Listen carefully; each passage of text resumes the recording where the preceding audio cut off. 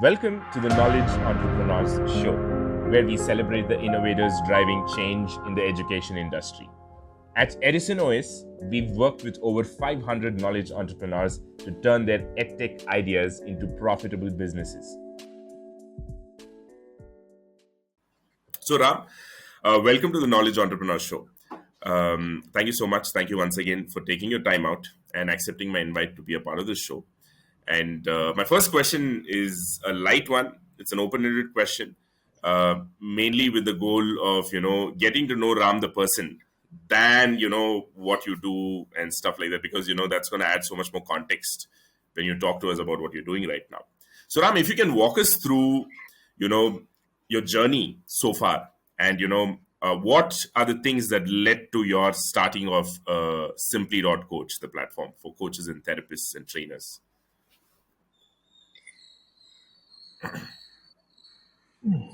Interesting. No exact plan. It was just in the flow. So Ram as the person has been going with the flow for a very, very long time. I respond to whatever comes in front of me. Way back in my class 12, I did computer science, and that was even before computers were a feature anywhere. And I'm talking about 1988 in India. I did computer science. But then I Right. went on to do my bachelor's in pharmaceutical sciences. I specialized in molecular biology and genetic engineering. I then went and joined Indian Institute of Management, Ahmedabad, degree. Then did advertising and marketing. Did that for some time. Then went and joined an IT services company.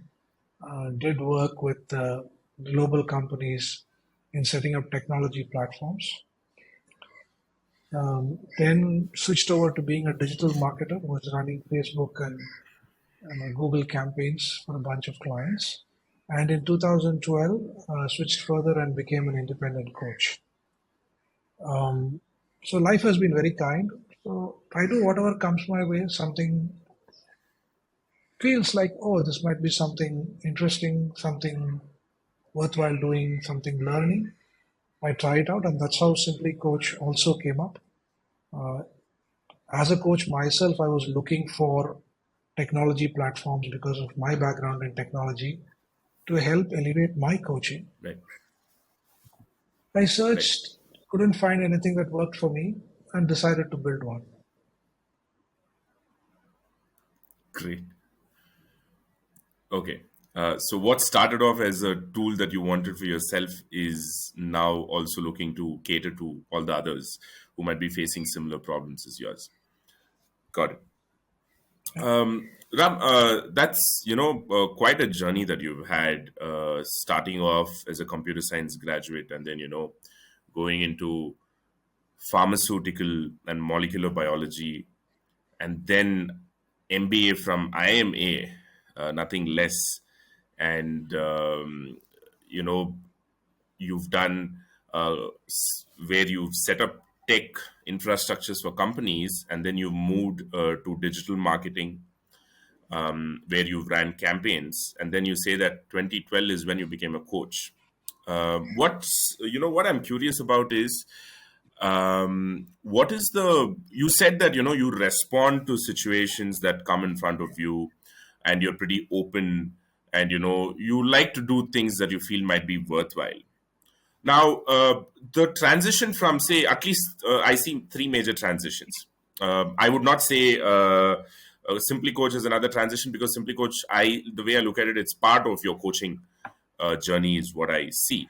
But say building tech infrastructure, and then going to digital marketing, and then coaching. These are three transitions the way I'm looking at it so far. So what are those exact situations that led you to like transition from one thing to another? Is it because you kind of got bored of what you were doing, or you saw a better opportunity to transition, or were you solving some problem for yourself and then you started? So what was it like transitioning, and was it not affecting your daily life from a monetary aspect and stuff like that? Wasn't that a concern? So there are two questions out there. So let me try to answer the Yeah, first one. Um, sure. so when you're living your life, there are day-to-day stresses. Some things don't go the way that you would like it to go. You're irritated with somebody. That is Right. normal, and that would happen to me as well. But the change was usually instigated by somebody reaching out and saying, "Hey, would you be interested in doing something like this?" It could be an internal job shift, or it could be an external, new company itself. Right.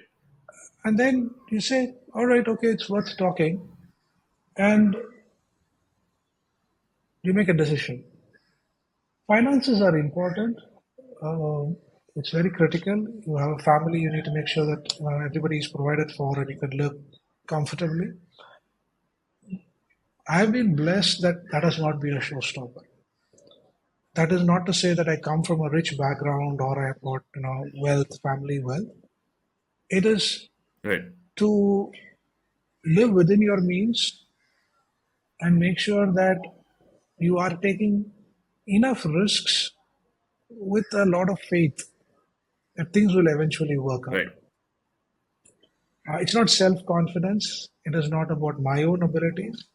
It is just that there's a very deep belief that I hold that everything happens for the good and it will turn out all right.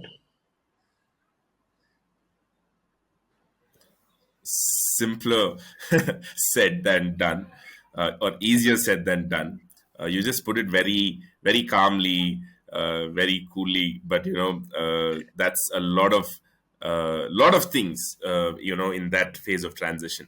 Now, you having been there, done that, Ram, having the hindsight for people today, right? Who might be, there are always, in every generation there are different types of people, and then there are people who take up one thing and they're like laser focused, and then they just do that, and there are people who like to explore and take up new things, respond to situations. uh, is there something that were there any lessons that you learned from these? Is there something that you would like to pass on, as one or two things? Okay, I could have done this better, I could have done this differently. Are there any moments like that from your past, especially when you transitioned? Yeah. Uh, I don't know what the been there, done that. That'll have probably a greater sense of achievement, and there are lot many people out there who have been there, done that in a far better way than I would ever do. So I'm going to caveat that. In terms of the transitions, once again, it is, and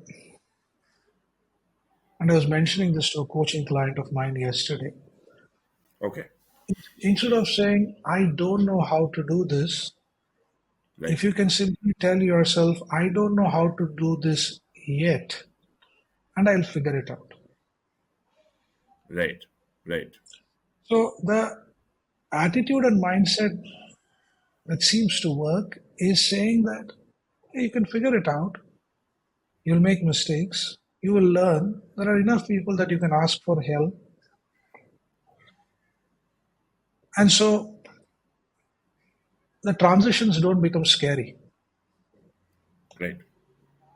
It's not a mental game. So today I don't know how to sell. Okay, watch a couple of videos, do a bunch of courses, try sales calls, cold calling. You learn, you make a few mistakes. You may like it, you may not like it, but you'll make progress. Right. Yeah, so nothing really rocket science about that transition. Right. If it is a one tip, it'll be don't make it a big deal.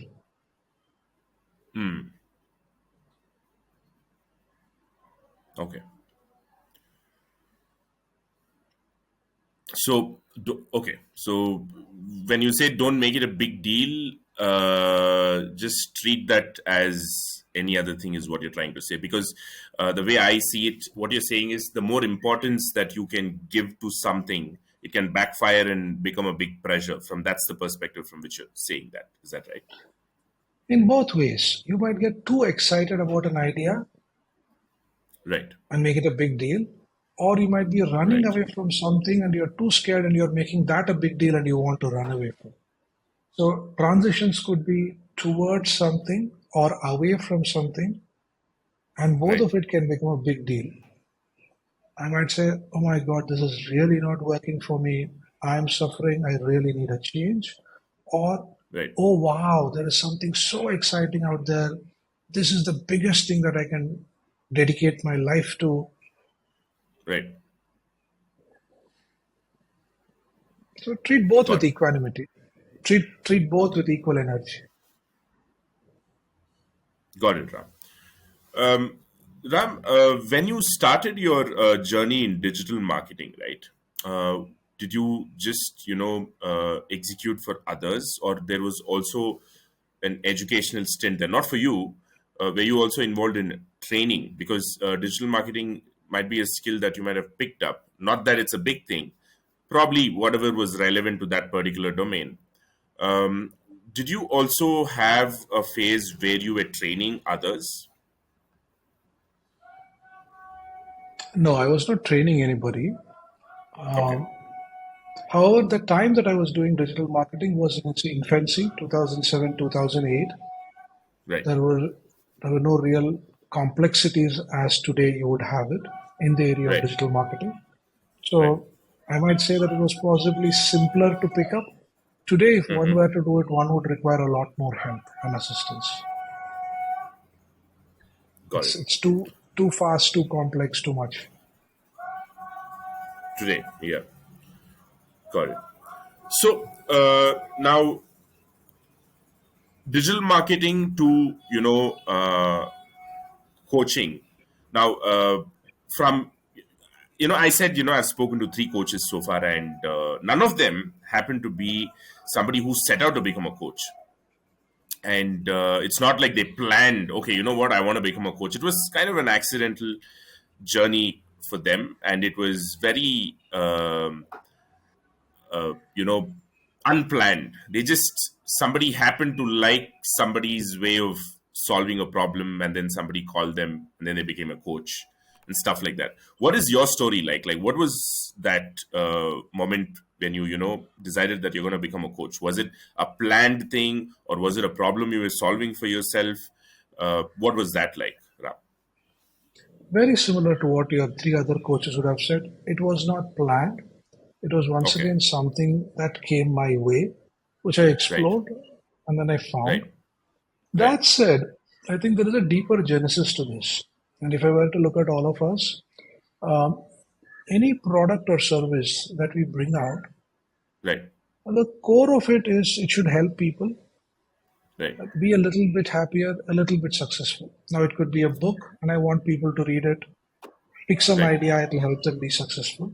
It could be a pair of trousers, something that will help them be more comfortable, be happier. So the fundamental premise, if I were to take it, is to help people be successful. Right. And that is what advertising tries to do. It tries to tell you that there are products which can help you be a little bit more happy, a little bit more successful. That's what marketing tries to do. And Right. coaching is one more attempt to do that. It is trying to help the person be happier. Right.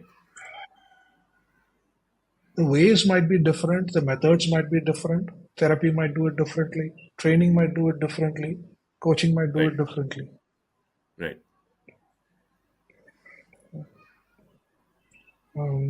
For me personally, it has been about enabling human potential. This was part of the purpose statement when I joined Sapient back in the year 2000, Right. and that continues to resonate with me. Um, how does a product or a service or an individual out there enable human potential within himself or herself or within others? So, did coaching happen out of a plan? Not really. It came up But it resonated with me from this aspect of enabling human potential. It was something that I Right. enjoyed doing. It seemed that I was a little bit capable of doing it well as well. So naturally continued.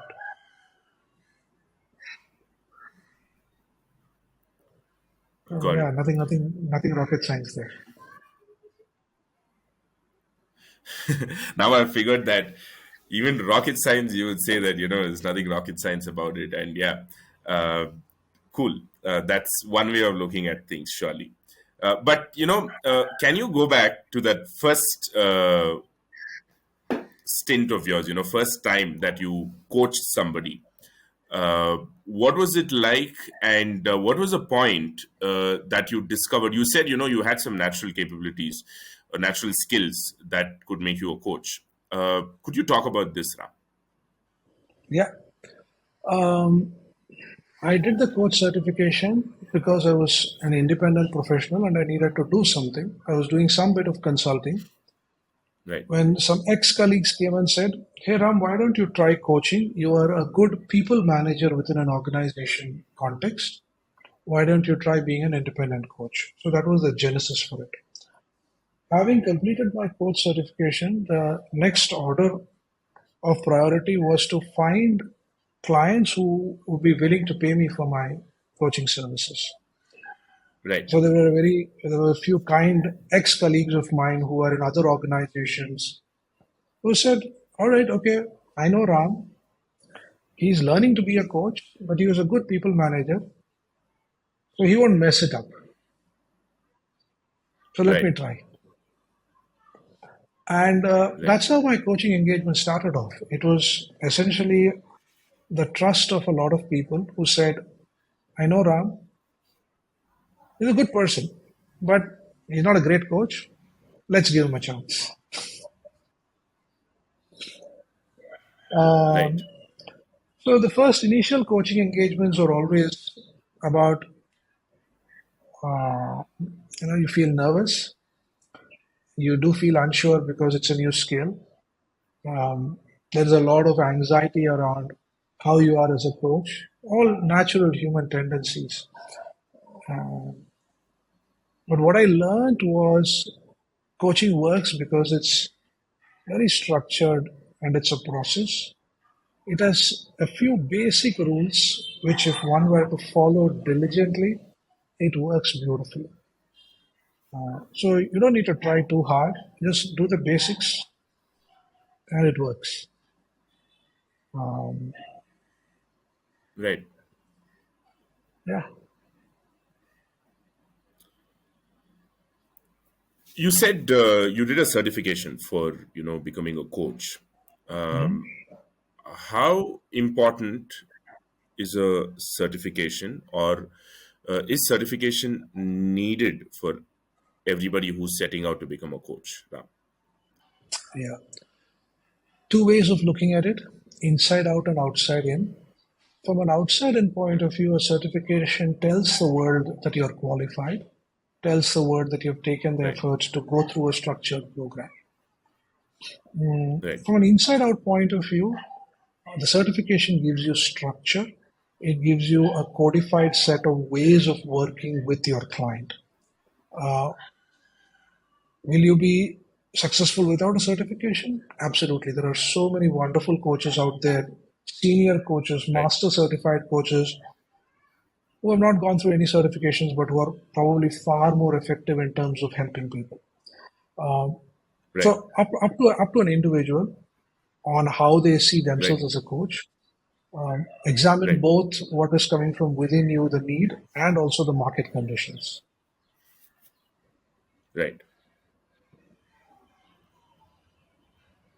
And okay, let's say somebody out there decides to go for a certification, and there Mhm. are a bunch of certifications out there. And also, not only from a point of view of quality, even from a point of view of price points, it's a wide spectrum.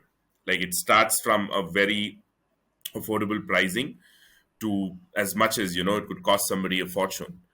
How do they go about choosing the certification, and how did you happen to choose? Did somebody refer you, or where you kind of subscribed to some newsletter that came in, and then you decided to take up the certification? How did that happen, Ram?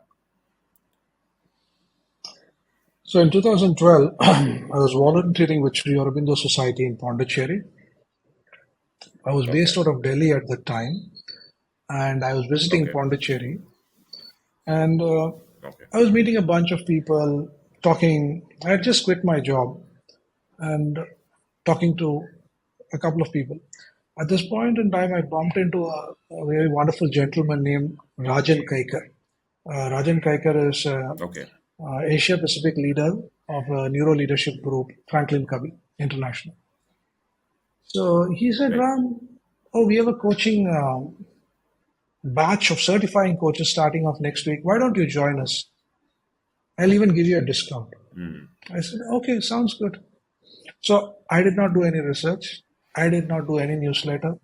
I just happened to meet somebody who says, hey, I run a coach certification program. It's in Delhi. You're based in Delhi. Why don't you join us? I said, okay. I had the money. It was available immediately starting the following week or so. I just joined. Right. And by this time, you'd already started coaching? No, I did the certification and then started coaching. Back in Okay. 2012, But did you have there some was no thoughts like, right? nothing. As I told you, right? Somebody said, hey, you'd be a good coach. And I said, why not do a certification? There is Right. somebody whom I know who's saying, I do certifications. I can give you a discount. I Right. said, Right. sure. What's the harm? Right.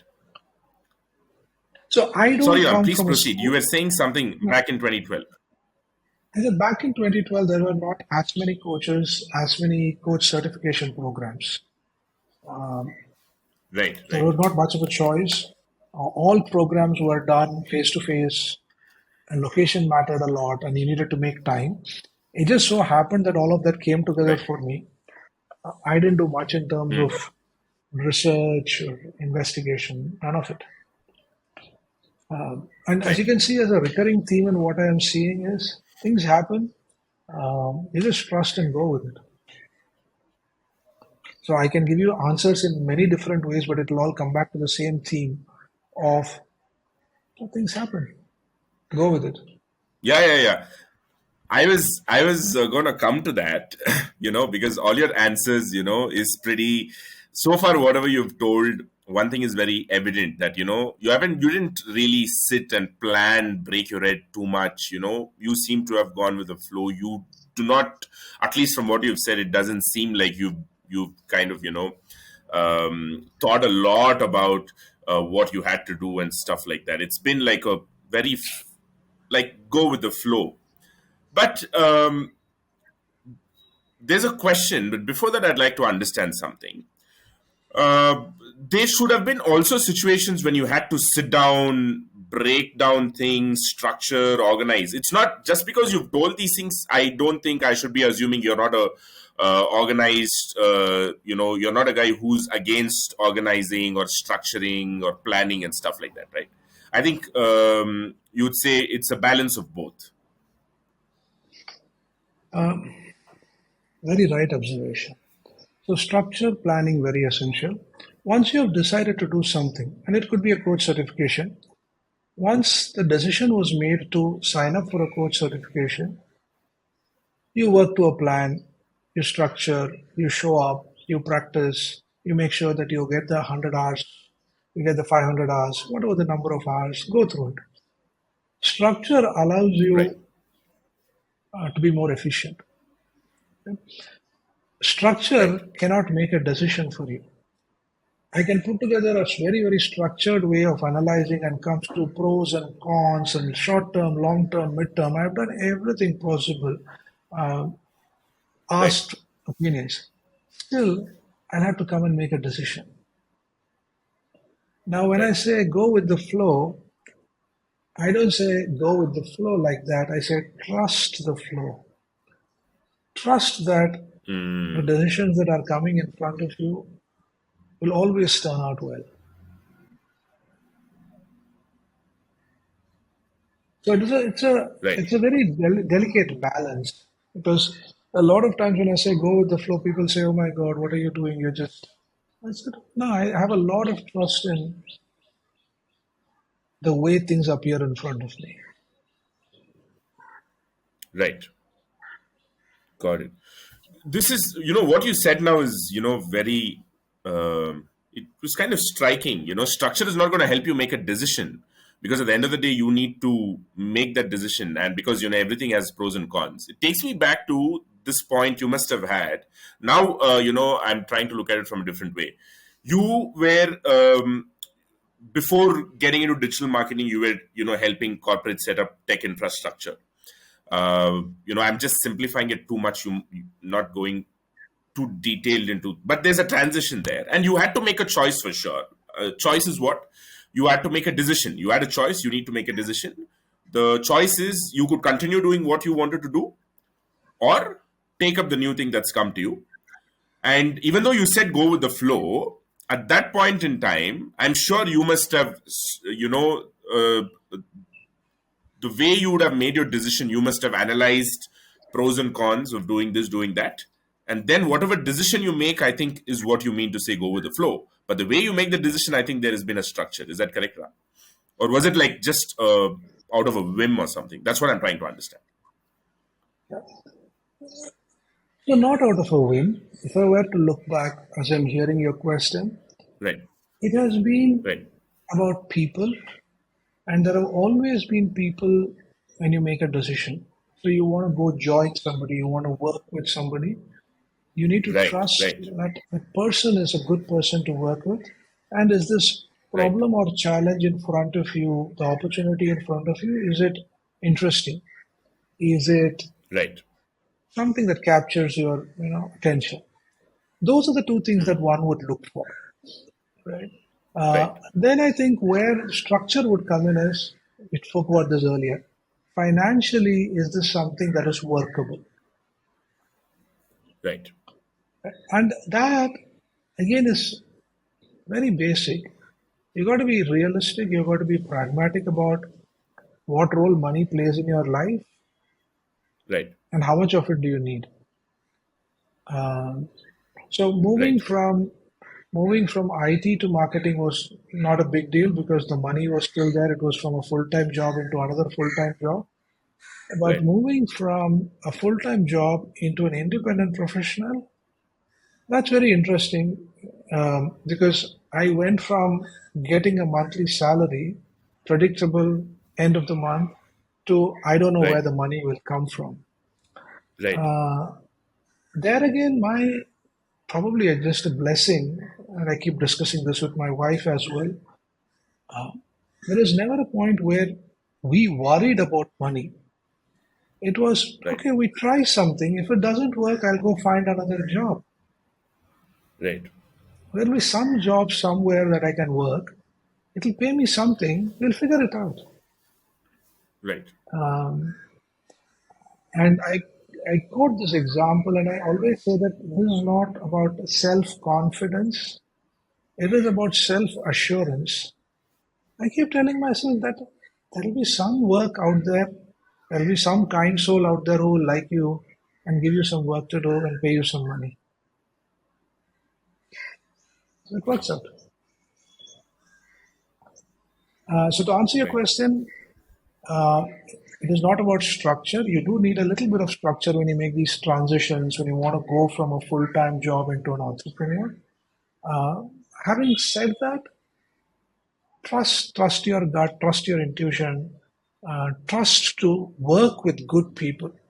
Make sure that the people that you work with and select to work with are good people. And that's the place where my request would be not to compromise. If you're directionally aligned, if you say, "Hey, that's a great direction to be, and I'm walking with good people in that direction," you're in a good spot. Right. You'll reach that. Right.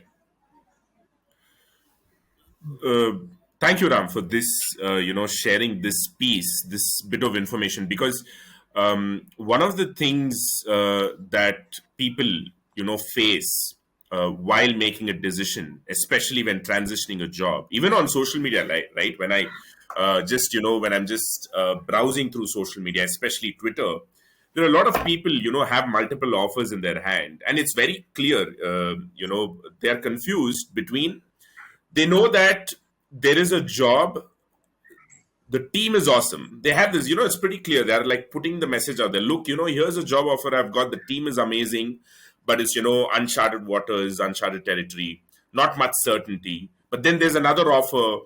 The money is amazing. It's all flashy, classy, and stuff like that. But you don't know the people. And I think the answer you kind of gave for that is always choose the people, is what you're saying. But Yes. when you said Yes, that, and so I'm um, I'm yeah, gonna caveat that, right? I don't stand in sure, judgment of either.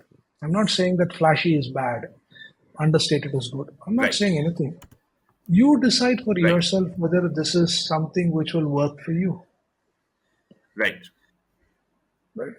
The money might be good, and who knows? It might be flashy for others, but it might work for you. right, Just because a company is very, very good with people doesn't mean that it'll turn out good for you as well. It may not resonate. It may not have the same culture or value right, systems that you subscribe to. So right, ask those questions, understand that, and then move forward. right. So it boils down to, what might be correct, what might be incorrect is one thing, but eventually it boils down to what you really want. I think that is probably, where it's a good starting point to make a decision, what you want. Um, And what do you want? Have you ever asked yourself, saying, what do you really want? right, Do you want money? Do you want power? Do you want fame? What do you want? What is success right, for you? Is success all about saying that this is going to right, be, a company valued at $1 billion? I'm going to be an entrepreneur. Is success going to be saying that, hey, I will be able to sleep well at night? right, What do you want? And this keeps changing. There are times when you say I want money, and there are sometimes you say I want excitement. right, There are sometimes you say I want fame. I want to be the right, top three coaches in India. So what you want keeps changing. You've right, got to be very clear on what you want, and the more clarity you have on that question of what you want, the better it is for you to go into a very complex world which has so much exciting stuff to offer to you.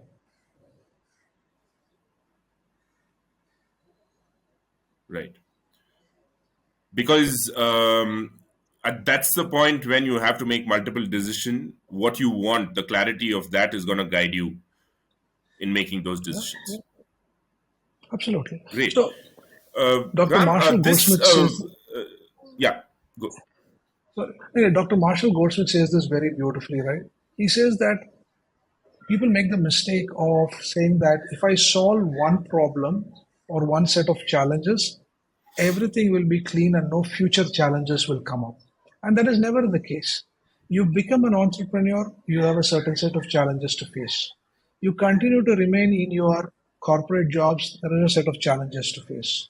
You move to a big city, one set of challenges. You move to a small city, another set of challenges. It is all about saying, what do you want? Clarity on that, and then your attitude that you can take to go on that journey. Got it. Ram, this totally was not on my agenda of the questions to ask, but I can clearly see that this has led to something very fundamental. What you want is become, because now we were just talking about one transition or a job, and that's where what you want came in. But then it's going more deeper than that, and if you have the clarity of what you want, There are so many things that one can avoid, save their time, and there is little more friction, lesser friction in the path, is what I'm kind of realizing. So this brings me to this question. Now, when we grow up, at least I don't know about the other cultures or other setups, but when we grow up here, that question is not a very prominent question that comes up. People ask randomly, relatives, friends, hey, what's your ambition growing up and stuff like that, but not much is done to address that thing, or there's not much structure, or not much is spoken about it. And then due to circumstances, we end up doing something. My question to you is, what is the earliest, when somebody is growing up, what's the earliest to sit back and think what do they want and then make a call? Do you think that can even be done, first of all? Yes and yes. There is earliest, it could be right from when you're in kindergarten, where parents have a big role to play in terms of observing the child and saying, what does the child really like to do, spending time, and exposing Okay. them to a variety of different activities.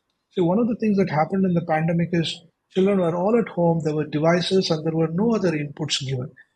Versus now, Right. children being out in the open, they are doing things, they are in the garden, they are doing pottery, they are playing games, they are reading books, they are trying adventure sports. The more you are able to expose a person to many, many things, then they will have the ability to say, these are some things which I have a natural inclination to.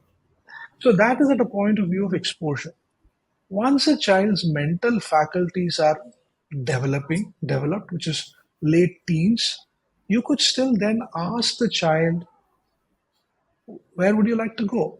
And it's a very open ended question. It is not loaded saying that you should earn a living, you should settle down, this is the job that is going to pay, this is where India economy is going. None of those. It is about saying, what do you think you're uniquely here on this planet for? What is your purpose and where would you like to contribute? Where would you enjoy? Very open. And which is where it is not a settling down, money first, career first kind of a conversation. You know, and that is what brings out a lot of people who do a variety of different things than just earning a living. I think a lot of us are indexed Right. towards earning a living. Go get a college degree, Yeah. Yeah. find something out there. If you become a Yeah. CA, you'll get this. If you become an engineer, you'll get this. Everything is about earning a living. It's not about living. Right. And while there is a lot of fantastic work which is happening in the career counseling and student counseling areas, um, a lot more can be done in terms of, again, coming back inside out and asking the child or the person to dream a little bit, to try different things, to help them figure out their purpose, to get clarity on what they really want. Now, what we do in coaching is we help people get clarity on their goals. That could be short term or mid term goals. You could take it to a little bit and say, college, what's your goal? What do you want? Where do you think you want to contribute? What are you uniquely gifted to do? Um, so the work can start very early. It can start in uh, schools, junior college, definitely college, even before anybody enters the workforce. Right. Because I think the point where a first step is taken towards a certain direction is probably around when kids finish the 10th standard, right? That's when they make the first choice whether to go to science or commerce or arts. And then, knowingly or unknowingly, you know, con- that plays a role. That plays a role where you end up. For most people, of course, not for everybody. So probably that's a point where by the time they finish 10th, so if they could have gotten themselves exposed to a variety of things apart from school, I think that could probably kind of at least help them think for themselves, you know what, this is what I like to do, and therefore, I'm going to go take this. And that decision wasn't connected to any monetary things. The key word out there or the phrase is when you said think for themselves. So there's a lot of influence. There's media, there is social media, there is social circles, friends, families, uncles, aunts, well-meaning, well-intentioned.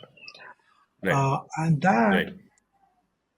prevents you from thinking for yourself. So one of the things that you would really want to encourage is to say, how do you help this young adult to sit back, reflect, and think for themselves?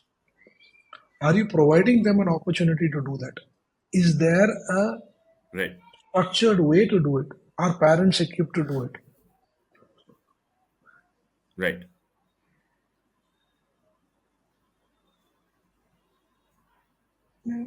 Interesting conversations, which definitely go into an area which may not be in the scope of this one. Right. But these are one of the reason I don't mind, going in this direction, especially given that the listeners could be trainers and teachers. I feel somewhere teachers play a very important role. They influence, because if you see from an analytical perspective, kids today, if they have 24 hours of time, at least in the first 16 years of their life, starting from, let's say, 5 to 6 years, they get into school and stuff. So 10 years of their time, they spend almost the majority of their time during the weekdays, not at home, but at school, exposing themselves to the influences of outsiders. And there are some teachers out there, I'm sure, trainers, who'd probably benefit from this angle also, apart from just transmitting the knowledge that they're supposed to. If they can probably contribute to this, and if they can get an idea or a perspective like this, that is where, I thought probably it could be of value. Yeah. This particular piece of conversation that we had just before this. True. Yes. Ram, thank you for this. This, I mean, it's very simple, right?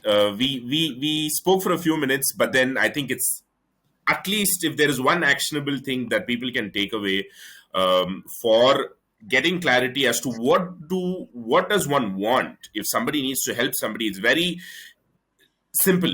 Let them do variety of things, and when they compare the things that they least enjoy, most enjoy, if not perfectly what they want to do, they'll at least won't be doing what they least enjoy. They'll be doing something that they enjoy a little bit better than some other thing, and that is not a bad starting point. So that's probably what would be my takeaway from our previous segment of conversation. Now, coming back to the major agenda of this, the way we thought it is. When you became a coach, Ram, you said for you were probably at the right time, right place. The situations were different for you, circumstances.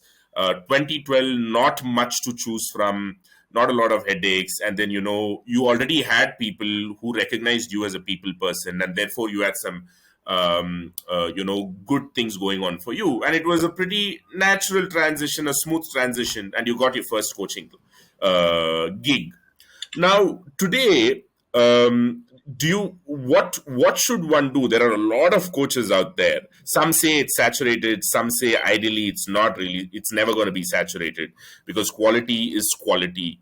Just because the numbers are there, some people cannot hit that and stuff like that. But keeping aside all those things, what is there a marketing hack for coaches today apart from referrals?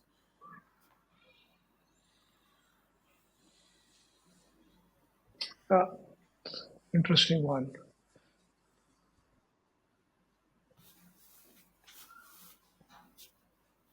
So coaching works mainly because there are two individuals who have a certain level of trust to say that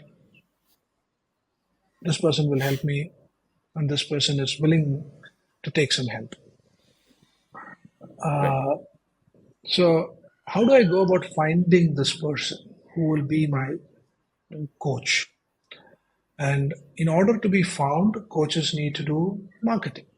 They need to be available when other Right. people are searching for them.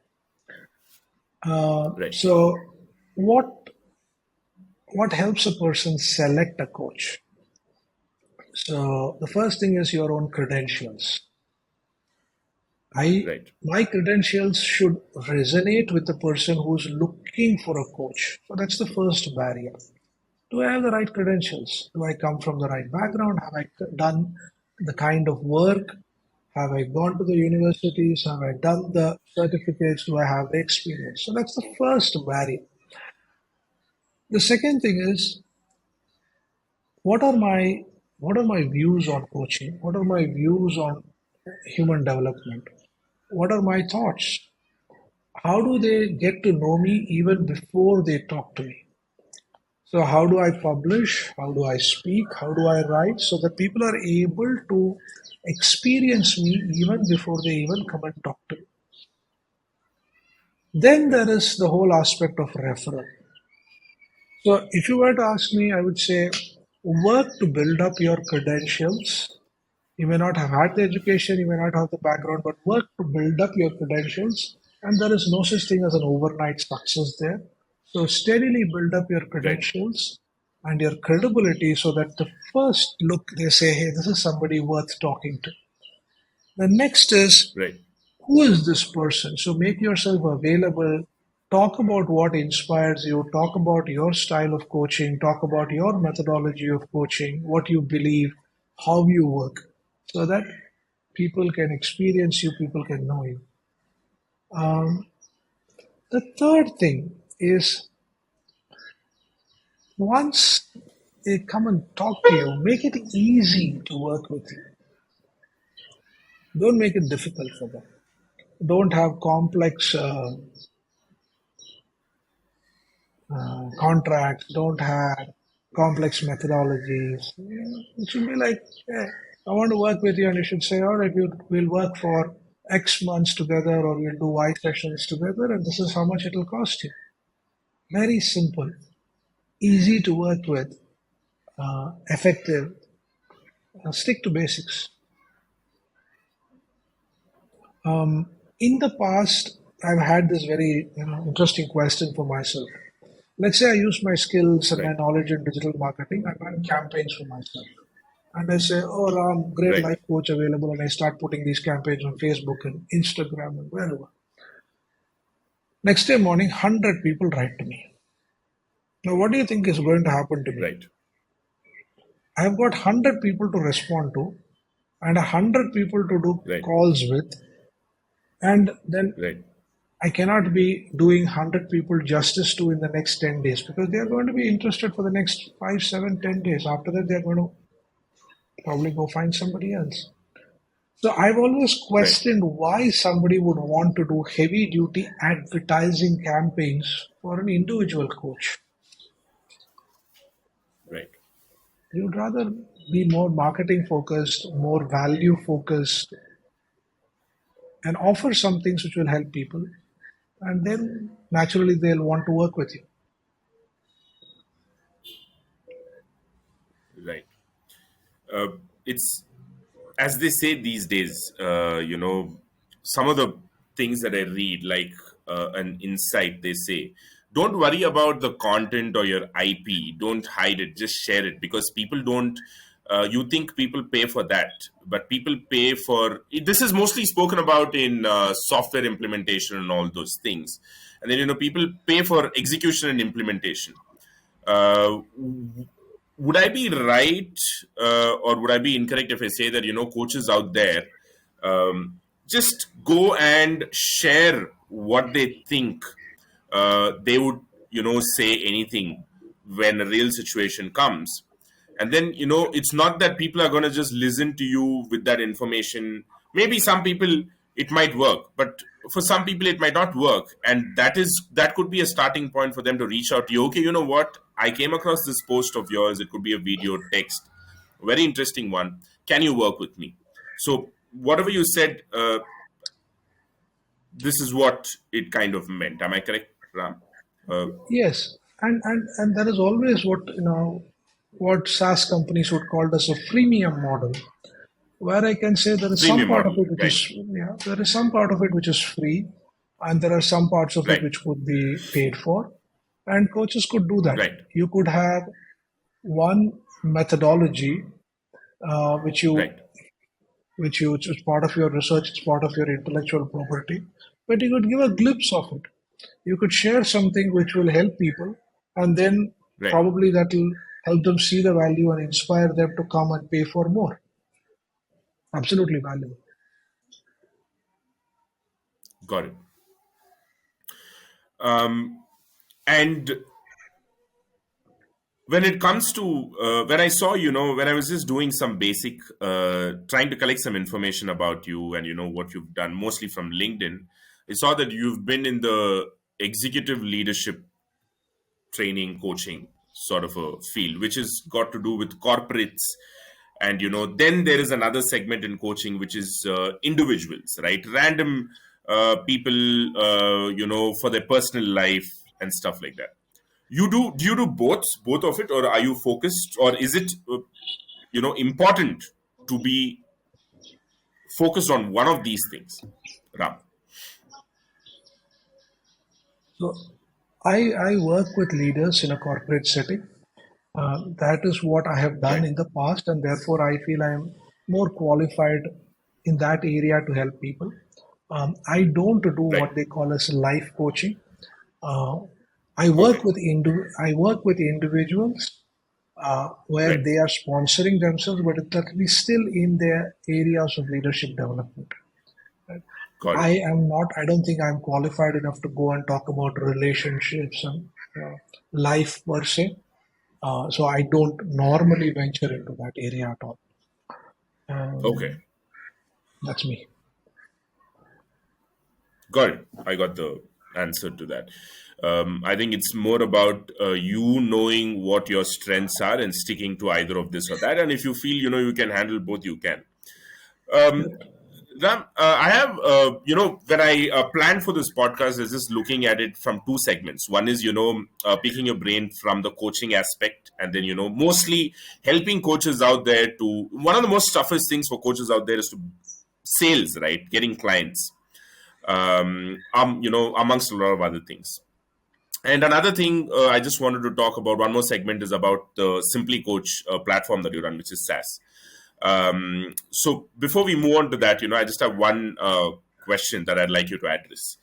From what I've spoken, there seems to be two uh, ways of looking into coaching. There are some people who say, it's all about systems and processes. Then there are another set of people who talk about systems and processes is one thing, but then it's all about the mind. It doesn't matter what you're coaching them for, because you need to address from the mind. You need to work from the mind. How do you see this? Does this even make sense? Yeah. So it's a very interesting question, and I think the answer is both. Right. So when you look at the nature of the mind, there are things which might be happening that you are unconsciously holding yourself back. You don't Right. have the right kind of belief systems. You lack the conviction. There are many things there. So let's take a very simple example Right. of somebody who wants to speak up more in meetings. They need to have more presence. Right. There is a lot of things that might be conditioning them from speaking up. Right. So many are self inflicted, so many are conditioned outside. You need to help them unlock this, you need to help them to move forward, make progress. Right. Now, let's talk about the part around where structure and processes would work well. Now, if this person whom I am coaching says that, all right, in every single meeting that I face in, I will make an effort to speak up, Right. articulate my point of view, ask more questions. Now, these are things that they commit to doing.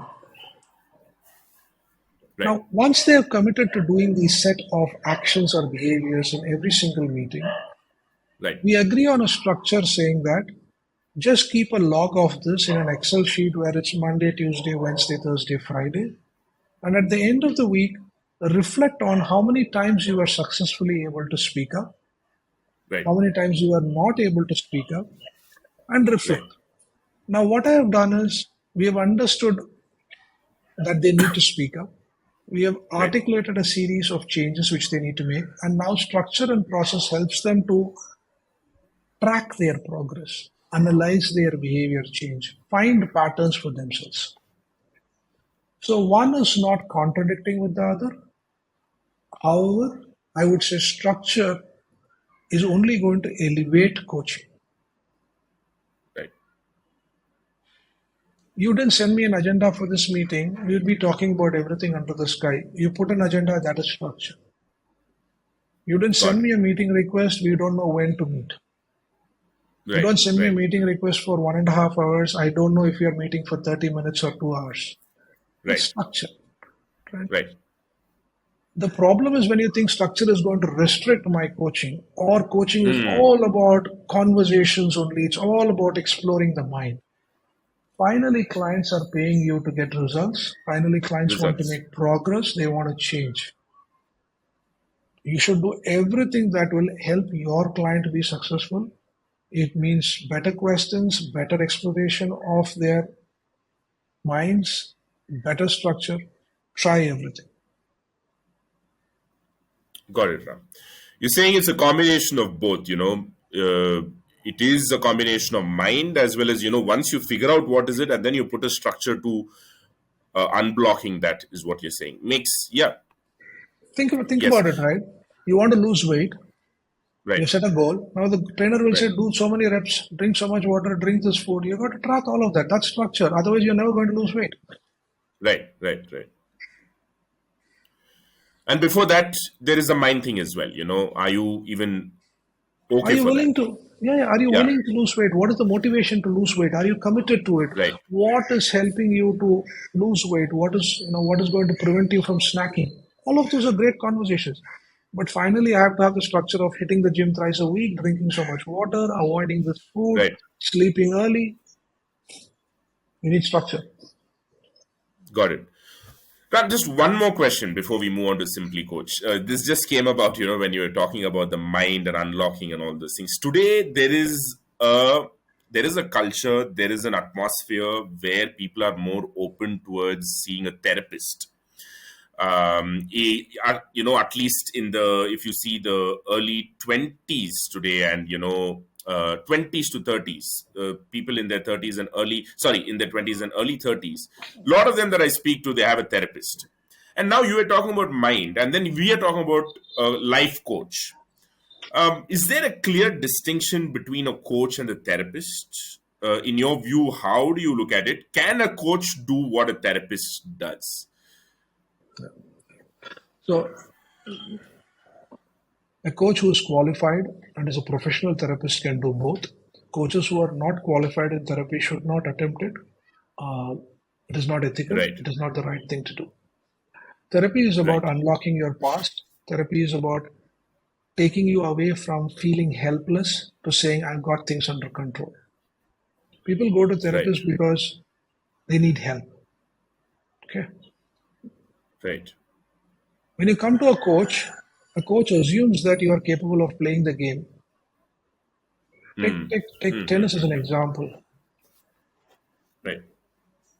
A coach who's going to help you play a better game of tennis is not going to help you unlock all your trauma from the past. Right. But he or she can help you improve the game. So, which is why you Got need it. a combination. I really love the fact that people have both therapists and coaches, and they are two different people. Work with your therapist to help unlock some of those things. Work with your coach to set future oriented goals where you can make progress. Right. Use both. Very, very powerful combination. Got it, Ram. Wonderful.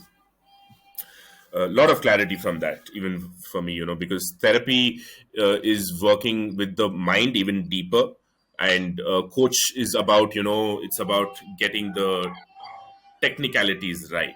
Uh, At least in Therapy, that when you therapy, therapy is about the past. Something has happened. I'm still right, suffering. right, right, Something, right, right, right? Therapy tries to answer why questions. Therapy tries to unlock within yourself. right. Coaching will say, here is a goal. This is what I want to achieve, and I Hmm. need to do that and help me achieve that. It could be winning a game of tennis. It could be winning the game of corporate. Coaches help you to look forward. They are not qualified to look at your past and say, Got it. what is the trauma Yeah. there? Yeah, thank you for this, because now if I have to look at the tennis player only, just to reiterate and then clear this for me. A tennis player who's there are two problems that a tennis player might be facing. He might be having some technical corrections or some improvements from a arm angle or whatever it might be, which is where the coach comes into play. But if a tennis player is suffering from a loss that he underwent like 2 years, he's not able to come out of it. That's where the therapist comes into the picture. Think about again chess players as well. Chess players need people who will help them on techniques, Right, people who will help right. them in mental Techniques, strength and mental mental, strength. right, right. Great, great. And I can't help but think about there is a lot of people getting into the stock trading today, stock market today, which is also a highly stressful activity too. And I think a combination of therapy and coaching can really help. But anyway, yeah, I mean, just couldn't stop thinking of that at this point, Ram. Great insights and stuff so far about coaching. I think I covered the high level questions that I had. I mainly wanted to cover about how coaches can market themselves. How is that they're going to get the next client? You've spoken things that will at least help them start off in the right direction. And then I just wanted to some clarity about the differences between, like, say, therapy and coaching and all those things, which have helped me, like, very simple, and it's so clear for me. Now, Ram, So you said, two yeah, minute, sorry. 2 minute, 2 minute break before we jump into Simply Coach. I need to get some water, so I'm going to pause my mic and camera. And No problem, Ram. Please. Yeah. Perfect. That works.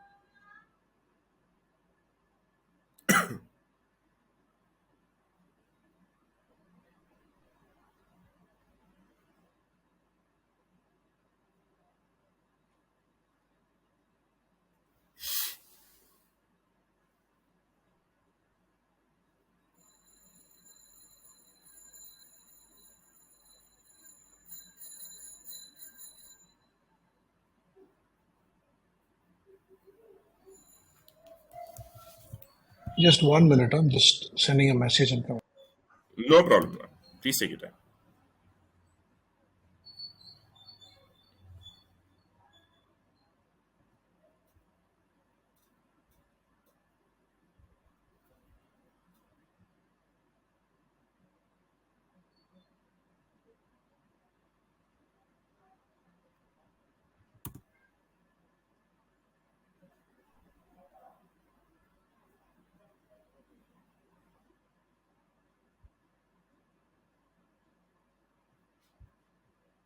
Yes, sir. We can continue.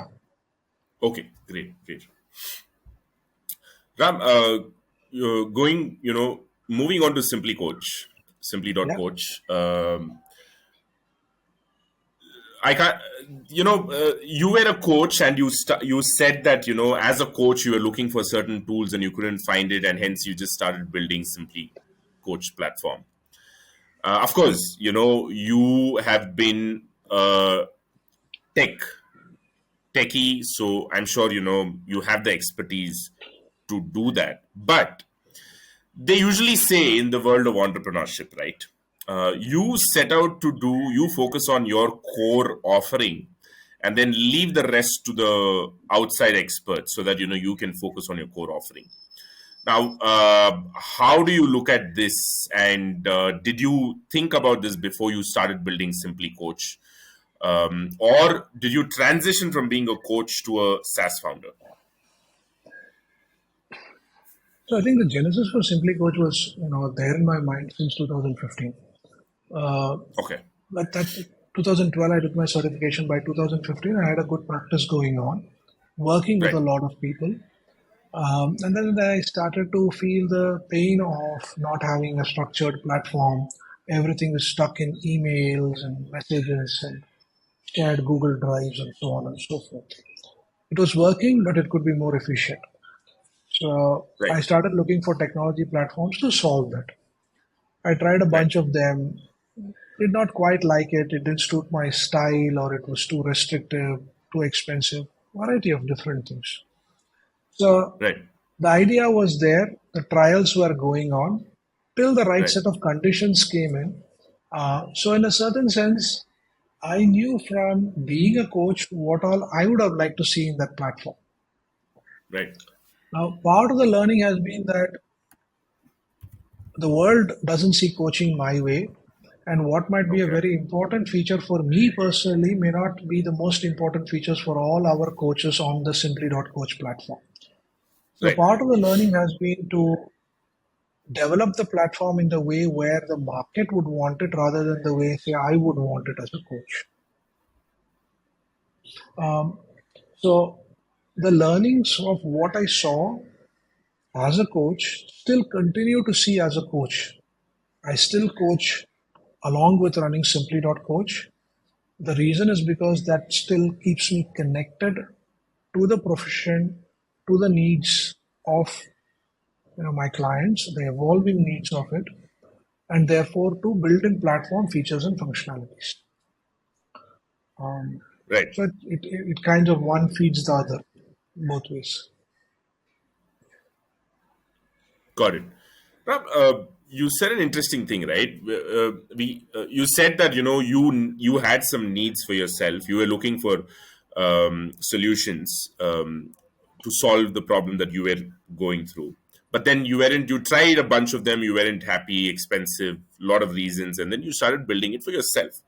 Then there is this shift where you start, you don't, the coaching world looks at stuff differently, may not be the same the way you look at it, and therefore you had to make changes to also cater to the market that is out there. Isn't this a little contradictory? Now again, you're going away from what you want and you're doing something for what others want, or did you also minimally satisfy what you wanted? So it's not contradictory at all. On the contrary, it has been a huge learning experience Okay. because my view of coaching has been leadership coaching. That's all I Right. knew. Got it. Versus people are doing relationship coaching, relocation coaching, spiritual coaching, career coaching, and you're like, wow, I never knew that coaching could be applied, financial coaching in so many ways. And so I am always so amazed at the way coaching is being applied. And if anything, it has said, our platform should be broad enough to support all of this and at the same time be useful to everybody. Got it. Got it. Got it. I probably, yeah, this explains that. The most interesting of the coachings that you mentioned was the relocation. I've heard of all the other coaches, but relocation coaching was something new to me, and I think it's a valid one as well because I've been meeting a few people, where a couple, one of them want to really move and one of them do not. I think probably. Is there any other coaching, Ram, interesting ones that you've come across that you thought wouldn't exist, like something like relocation coaching? Sustainability. How do I live a sustainable lifestyle? Wow. Okay. Okay. Yeah. That's got nothing to do with finance coaching. This is separate. But sustainability is how do I live a life which is gentle on the planet? So this is one of the coaches who's currently on our platform who did a lot of work in the area of sustainability in South Right. Africa, and then moved to London, and then is helping people to lead sustainable lifestyles. Wow. Amazing. Yeah, so Great. as a platform, it is quite interesting for us because a Right. simple aspect of goal setting could be vastly different from somebody who's doing financial coaching to leadership coaching to life coaching. So, Right. what is Right. a goal itself is such a vast area, uh, Right. and it's quite amazing what you can learn. Got it. Got it, Ram. Yeah, I mean, just 5 minutes of talking to you, if it can be so interesting, I'm sure you've come across a lot of interesting stuff, especially being a coach, and then when you come across people who do a variety of coaching, I can totally imagine. Ram, you you've done different hats, and at one point you are a coach, and then you move on to build a SaaS product. How much how much impact or how much relation is there to the fact that you were a techie, you had a degree in computer science, to building this SaaS? Was there a link? Is that why you even took this up? Is that why even you thought about it? Right. So, I think I'm not technically qualified enough to build an application as complex as Simply.coach. Um, Okay. so I would say that if anything, my technical knowledge could be even a barrier at this stage. What you really need to have is saying that can technology help elevate the coaching engagement? Can it help both the coach and the coachee to get better results? And that is what Right. you need. You don't need an understanding of technology. You should keep asking these questions around. Technology seems to be doing so many things in this world, so many beautiful things. What can it do Right. in coaching? Right. And for that, you don't need any background. For that, you don't need anything. You just need to be able to really look at elevating coaching and experimenting. Got it. Got it. The reason I asked you this question was, to all the knowledge entrepreneurs who are probably dominant in the training, teaching, coaching, this is if they thought that, hey, you know what, Ram had this computer science degree and he's worked in tech, therefore he built it. I think just wanted to get it out of the way that no, it is not needed. You just have to have proper clarity about what you want, and then you can also build a SaaS product. That's where I was coming from. So while I did computer science in school, I did do my pharmaceutical sciences degree in college and worked in an IT company. So I'm half baked computers at best at any by any stretch of imagination. So not a qualification at Okay. all. That said, find somebody in technology that you can partner with, Right. and that has to be something which is absolutely non-negotiable. So at Simply.coach, we've got Kiran as one of the co-founders, Got it. and and that has been amazing because he has the ability to take what coaches would want and then bring it alive. Without that, it's just a pipe dream. Got it, Ram. Ram, could you take a step back and go into detail about a little bit of entrepreneurial experience also from you? If you can share something. There are two things, right? One is building a SaaS product that is related to coaching. You've got some expertise there. I mean, not some expertise. You've been a coach, so you kind of know where you're going and all those things. But the tool clarity is one thing. Now, coming back to the bigger picture of starting an entrepreneurial journey, which involves team building or finding a co-founder, finding the right people, and all those things. How did that come about? What are some of the thought processes or principles that you followed while you did that? No thought process, no principles. We had a conversation. We said, "Hey, this looks good. Why don't we Right, try something?" You incorporate a right, company, you try, and somebody else comes right. and joins in. You build something, you put it out there, you build, you continue to build. Too early for Okay, us to even say that, oh, we are thinking about it this way, thinking about it that way. One day at a time, uh, right. keep learning. Some things you get right, some things you don't. Uh, Keep experimenting. I don't think there is any formula out there. I don't think there is anything which is rigid or cast in stone that this has got to be this way or that way. Right. Keep an open mind. And I would say directionally, is this something that I wanted to do? I said, yeah. Am I working with good people? Yeah. And like exactly what I said maybe an hour back, those Yeah, things yeah, yeah. all aligned, and then you go with it. Got it. Those things still hold good. Do I want to work with this person? Is this the direction that I want to take? These are the two questions that you've put out. But Correct. when when you thought none of the platforms out there are like solving your problem, and then when you thought, okay, probably there's a space for you to be able to build one, the next thing that you had to do was to go find somebody technologically sound to carry out this, to execute this, right? And Kiran, your co-founder, you said, was he your friend always? Did you find him? Like, how did you? What was the thing behind finding him? Kiran is an ex-client of mine. I Right, coached him, and therefore right, he was somebody who had experienced coaching. He believed in the power of coaching, right. and as it so happened, we discussed this, and he says, "Hey, it might be worth doing." Got it, got it, got it. The reason I kind of gave it another shot or went a little further was just because I think one of the things that you said is very important here.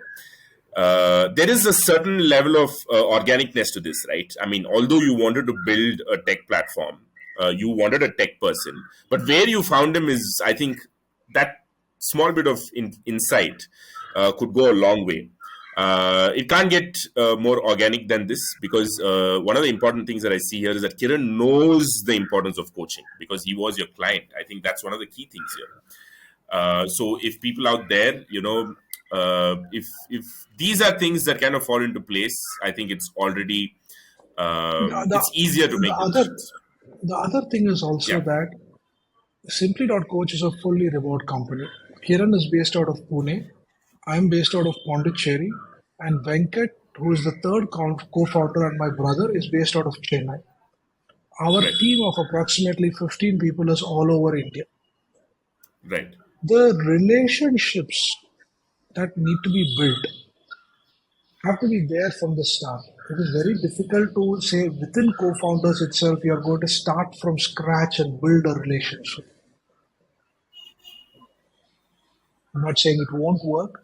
It'll just be difficult and a little bit more difficult in a remote context. Uh, that has been a blessing for us because on the one side I have my brother Venkat, another side I have Kiran, whom I have worked with for 8 years, and that makes right. for a lot of uh, good conversations with healthy disagreements without any kind of bad blood. Got it.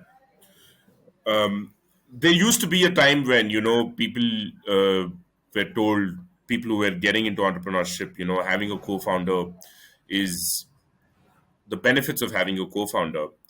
And then now I think one of the insights is because there used to be a time, I don't know why I don't see them anymore. On social media, I used to see people searching for co-founders. I'm looking for a co-founder.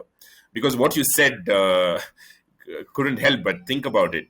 I'm not getting into the conversation of whether that works, which is best, and all those things. But certainly, I think what Ram said here is if you know somebody, if you can save yourself of building a relationship also along with finding a co-founder, that's going to make things easier, and the journey is going to be smooth. That's where I was coming from. And yes, The entrepreneurial journey is a lot of decisions. It can right, be pricing decisions, it could be feature functionality decisions, it could be, and there are so many things.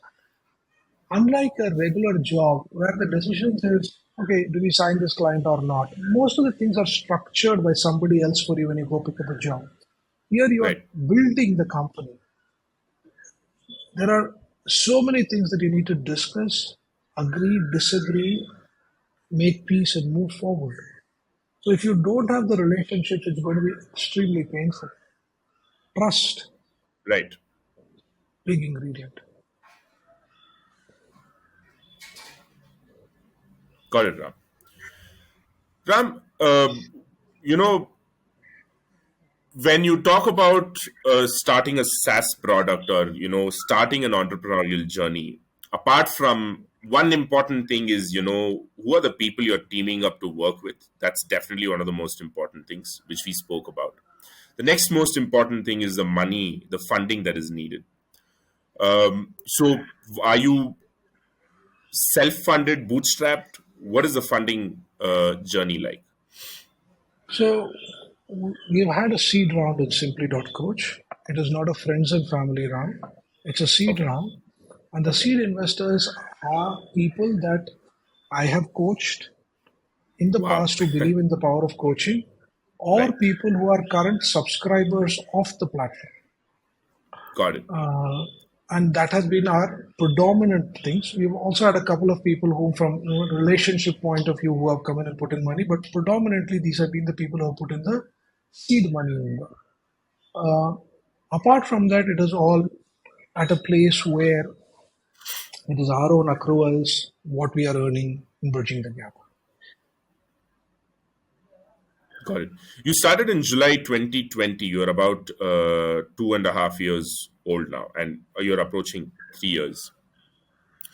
How long did it take for you to acquire a client with an MVP, Ram? So July 2020 is when we incorporated the company. So it's the formal incorporation. Right. I think by February or March, we had our first client 2021 as an MVP. Okay. And that client still continues to be with us. Yeah. Some of our first initial clients in February, March of 2021 continue to remain with us. And that's, I never thought about it, but it's very heartening that they continue to stay with us. Yeah. It looked like when you let out a little smile, it looked like you didn't expect them to continue. Was it the case, or is just that you're No, look? no, it is just that I had not, I've not looked at it that way and said, oh, when did Right, they sign up and where are they? right, right, right, right, right. We know they are there, but I never thought of it that way and saying, oh, Oh, it's been 2 years now since they onboarded, and they're oh, still with us. correct. Yeah. That's Got the it. other thing. In the Simply.coach journey, every day is wake up, look at the product, look at the competition, look at clients, look at people who are trialing the product, look at your current customers. Then it's the next day, then it's the next day, then it's the next day. Right. So, do we really go back and say, oh my God, we started 2.5 years back? No, I'm still looking at saying that yesterday the month of February ended. Today it's March and I've got targets to meet. Right. So February is gone. Whatever good you did, great you did in February, it's gone. Now it's March. It's March 1st. Now let's talk about this month. Let's talk about this month's targets, what we need to meet. So your question really took me back and saying, oh wow, yeah, sure. Now, as we spoke earlier, also from a coaching perspective, or any entrepreneurial journey, or anything that one has to do independently, one of the most important things, one of the most critical, painful things is sales, bringing on new people.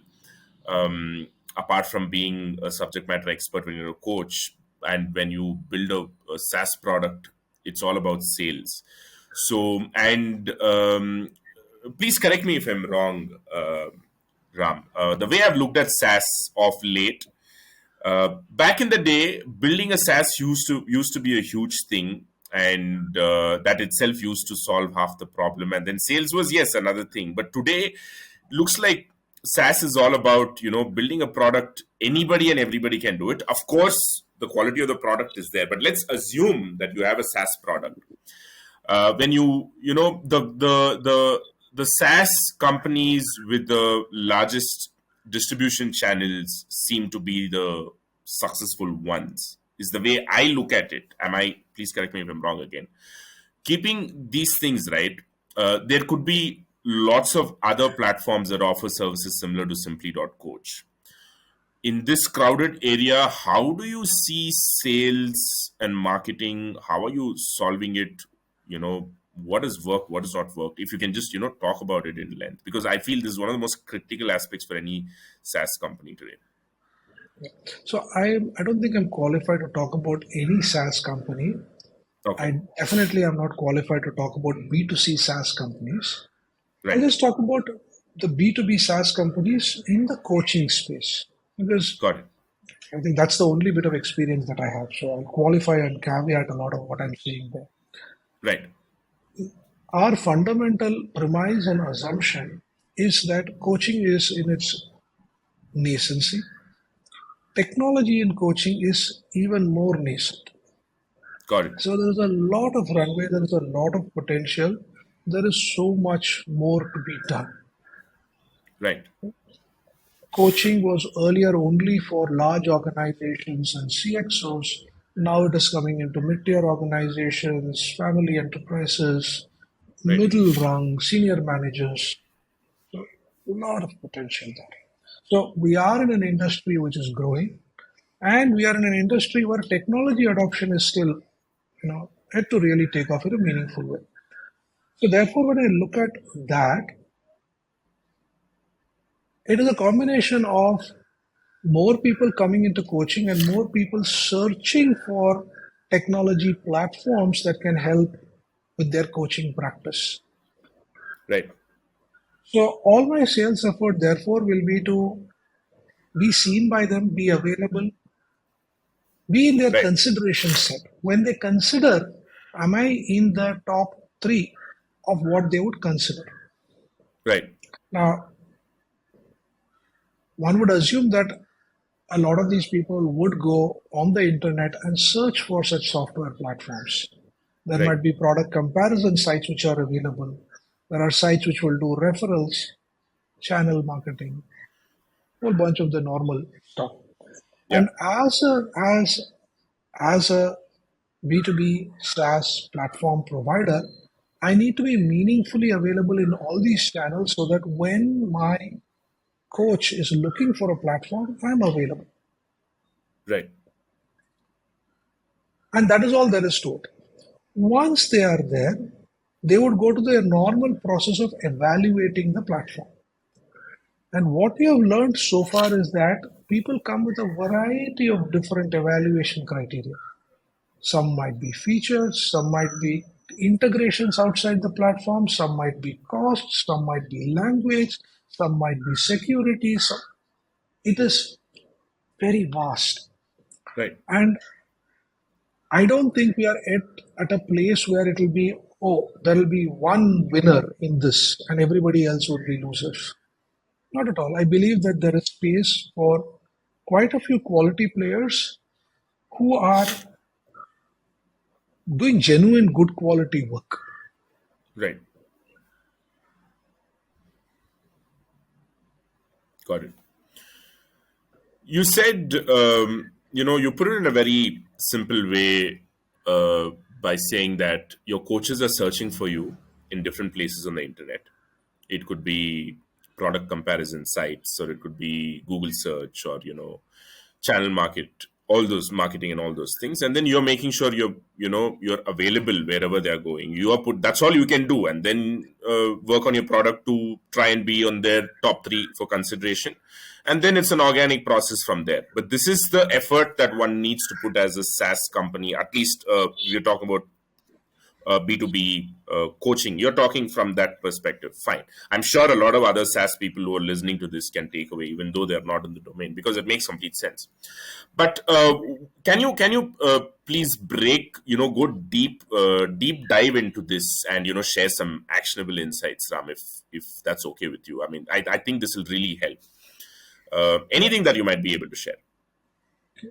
So when we examine our audience, Right. they are fundamentally coaches who are in their, say, um, late 30s, early 40s kind of a space where they Right. have had a successful career and now they are transitioning into independent coaches. Right. If they were not successful in their business, they wouldn't be even thinking about a second career. The fact that they are Right. able to think about a second career in coaching is because they are successful, and very good at what they do. Right. Once you make that assumption, you see that what will help these people. So, two ways that you could think of is in the business of coaching, which is running a coaching practice, they would need a lot of help.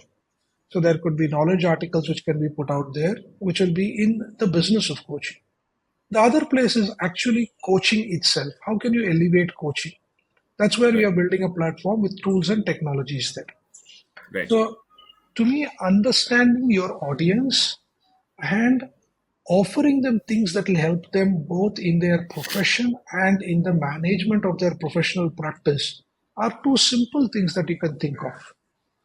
Right. And if you're able to solve their problem with that, and somewhere a small part of it is your platform is helping them, that's more than enough.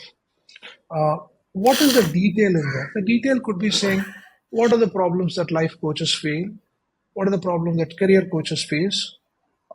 What is the kind of content? What are the kind of artifacts? What's the kind of templates? What are the kind of features that we can build for them? How do you Right. talk about those features consistently in a way it'll reach them? Got it.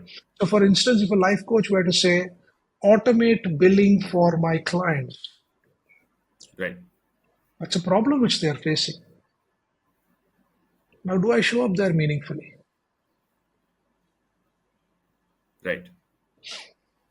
So, again, it is simple. One needs to consistently execute to that. Got it, Ram. Ram, considering these things are being followed, the next problem comes in the distribution of the content that you have, right? How do you make it available? Because there's so much out there that you need to either you work on your SEO and rank for it and all those things. There's organic and inorganic methods. What has been Simply Coach's approach towards that? A lot of organic, focus on long term. If I were Right. to take Simply Coach's approach, it is do everything with a long term perspective.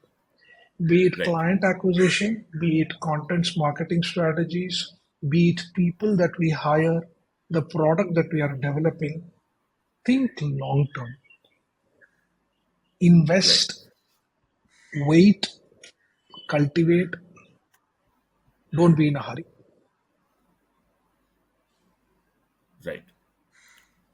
Got it. So, you also spoke about, product comparison sites. I think one of the famous ones, if I'm not wrong, is G5 or something like that, I think. G2 and Captura, these G2. are two sites, yes. G2 and Capterra. Right, right.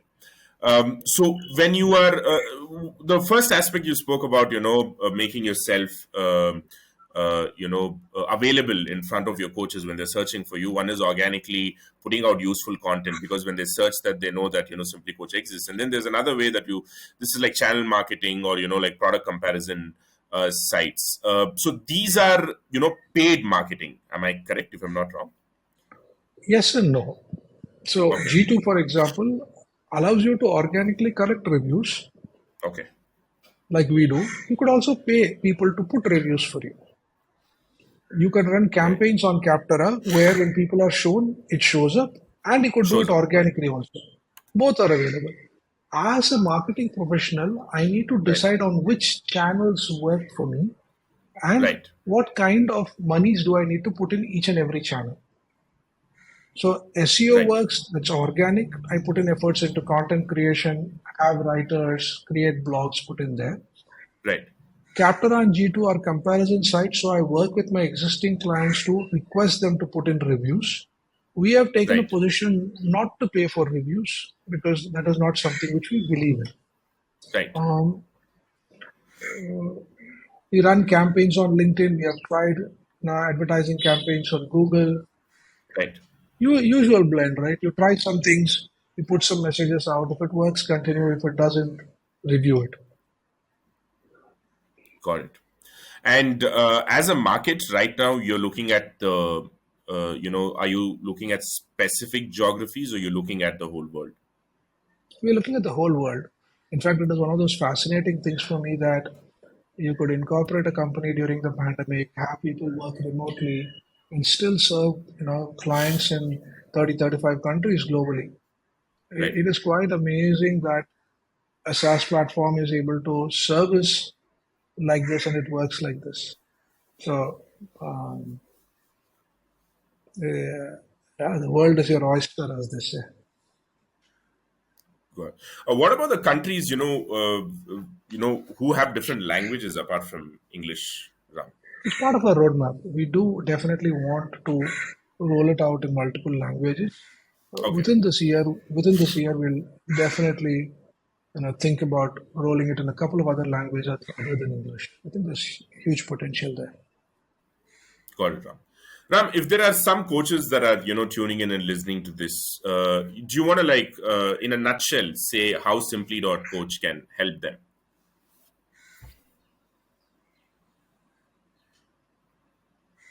You're a good coach. Your business is expanding. Um, you want to grow.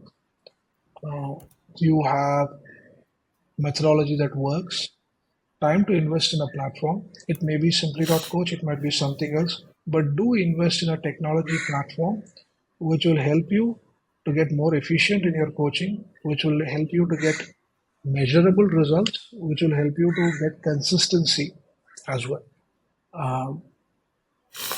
So, if you're a good coach, a lot more people can benefit from you. A lot more people can benefit from the work that you're doing. So invest in a technology platform. Again, as I say, it need not be Simply.coach, but invest in a technology platform which will multiply your impact. That's all. Got it, Ram. Great. Ram, for the SaaS builders that are out there that are listening, how do you measure success of as far as Simply Coach is concerned, and what are the metrics that you track? Big one.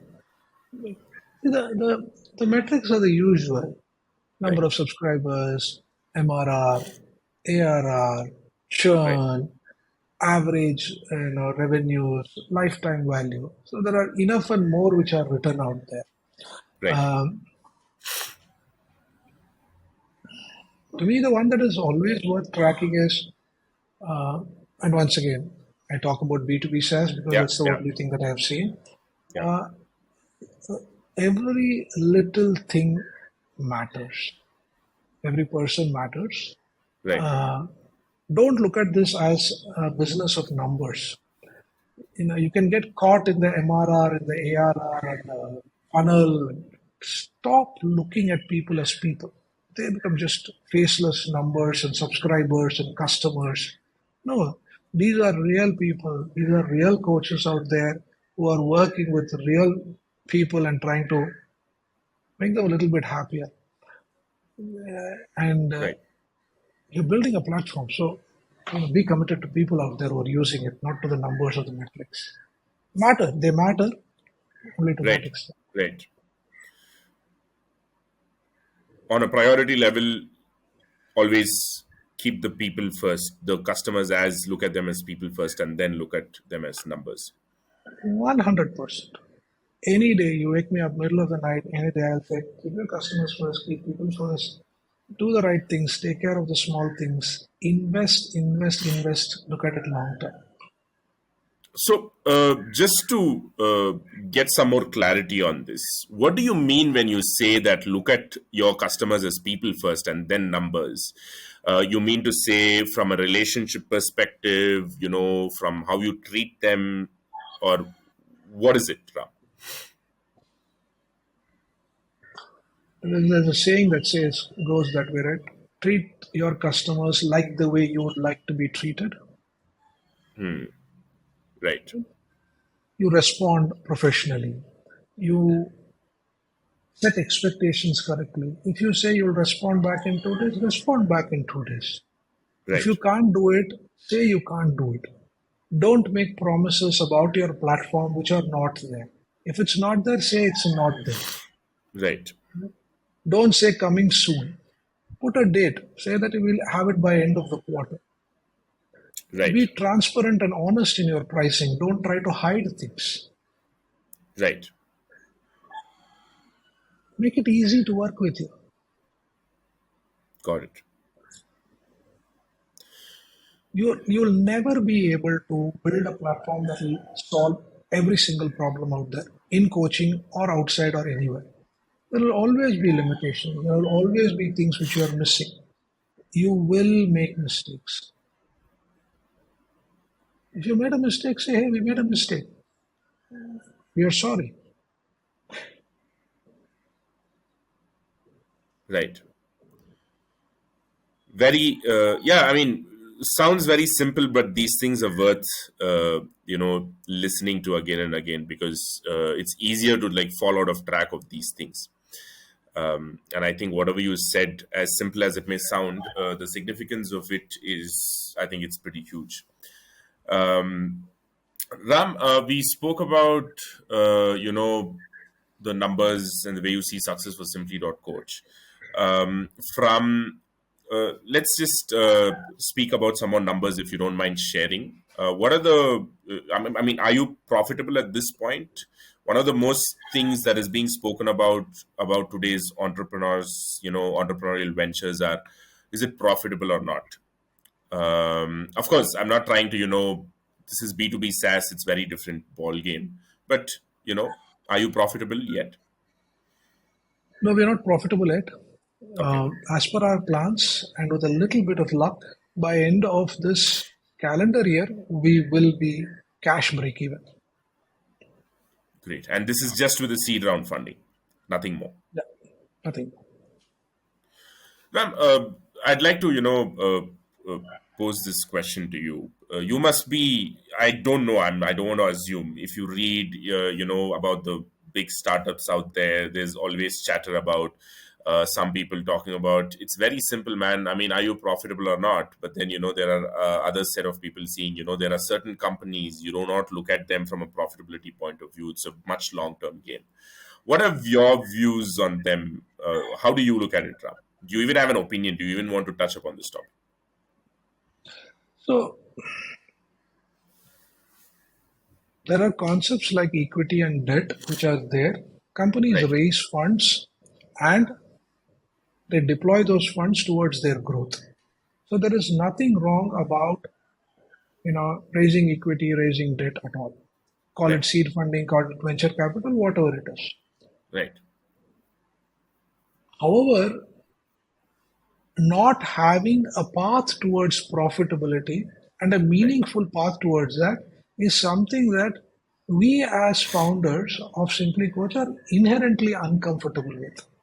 right, right, Now, call it our value system, call it our belief system, that is something that we are uncomfortable with. There are right, definitely people out there who are not uncomfortable, who have a very different view in terms of their path towards profitability. While I right, might be thinking of it in 1 or 2 years, they might be thinking of it as 10 and 20 years. And that is right, perfectly okay. If you were to look at some of our infrastructure projects, it could be a toll road or it could be something, they break even after 25 years and everybody is happy. right, Right? It is just that the expectations around when the growth will happen, how the growth will happen, how committed are we, all of it is everybody is happy. right, If a couple of people are unhappy, is where the problem starts. right. Great. No, I think what I understood is, it doesn't matter how long are you going to take to become profitable as long as you have a goal. But then, do you even have the paths to profitability? I think if you have that, it's fine. Makes a lot of sense. Whatever little I have read is you pick up money, the money comes with a lot of conditions, then Right, the money has expectations around how it wants to grow, then those right, expectations pressure you to do things which you would otherwise not do. You right, compromise, you cut corners, worst case, you get unethical, things go bad.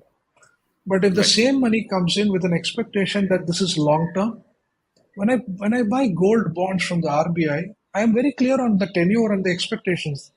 I'm not forcing the RBI to do anything or change who they are. right, The money that comes in with expectations, right, that money makes your life difficult. So look at the money carefully. Right. Yeah. That could be a going back to coaching thing, if your outlook towards money is slightly in the right way, that can also help the outcome of any company that is being built with external money.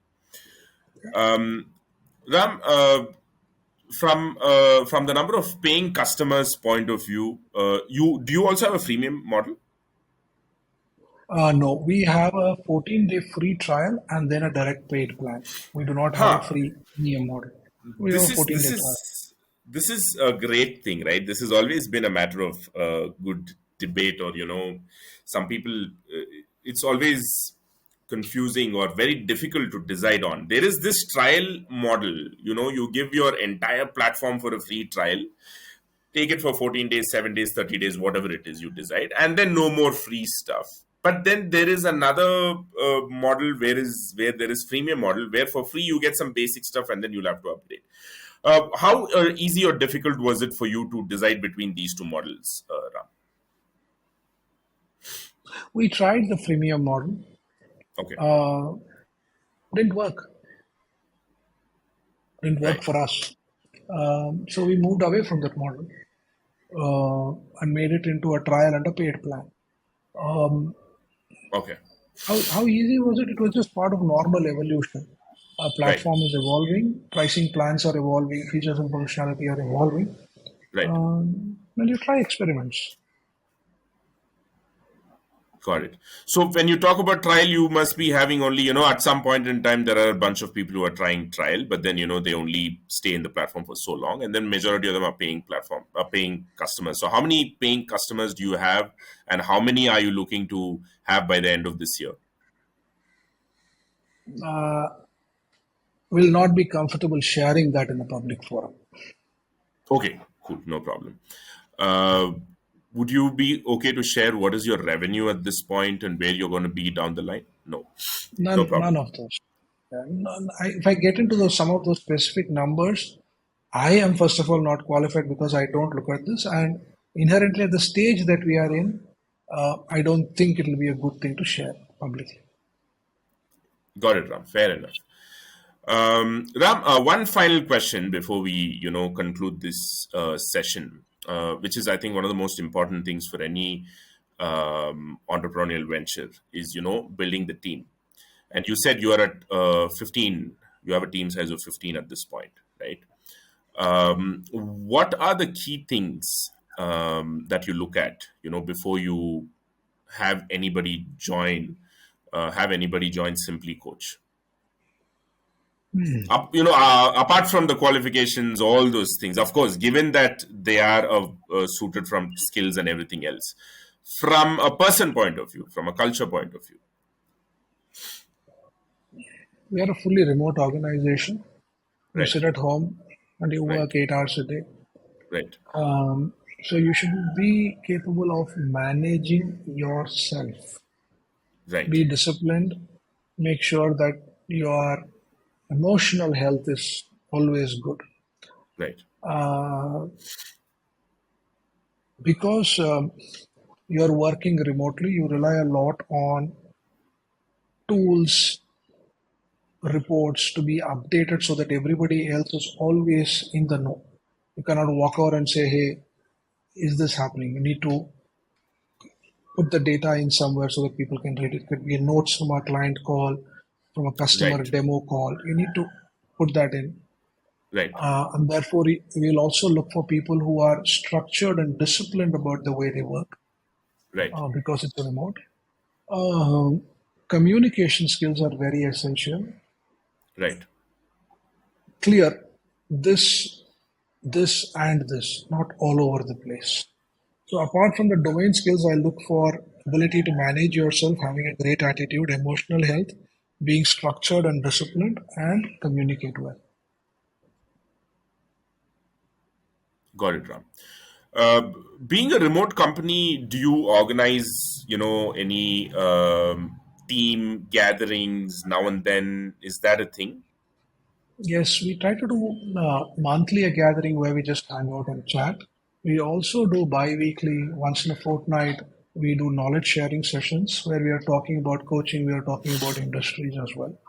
Right. We do weekly all hands, and then we do daily all hands across departments. So All these are virtual, I believe, right? all virtual. Oh, nothing in person that you plan of. Though you don't think There are that's some, needed? it's not a question of need versus not need. Right? It is what I can afford at this point in time and what I cannot Right. afford. Got it. Got it. We are structurally a remote company. Of course, I can always say it will be great for everybody to come and do an offsite for 3 days. Can I afford it Right. right now? No, I cannot. I would rather use the money to, you know, Got it. maybe, Of course, yeah. The answer is there. And one final question, very straight. 3 books that you'd recommend that that probably had the biggest impact on you.